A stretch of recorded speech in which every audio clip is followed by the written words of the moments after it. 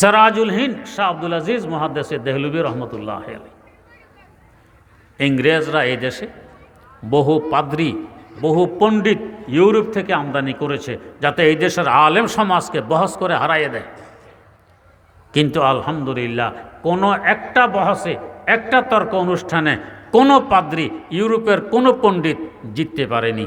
সব বহসে তারা পরাজিত হয়েছে।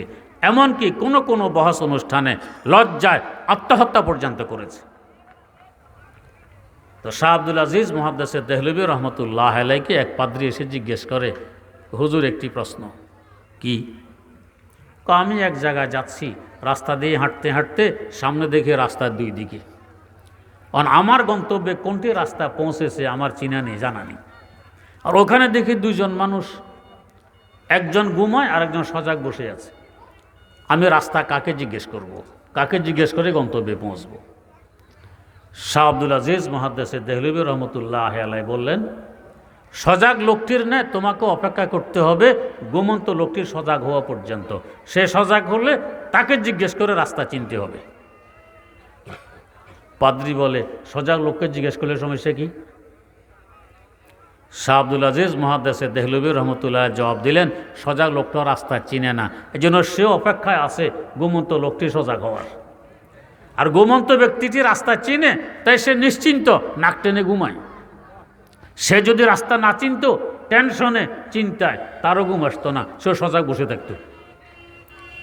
এ কথা বলার পর শাহ সাহেব বললেন, তুমি এ প্রশ্ন কেন করেছ? আমি কি বুঝিনি?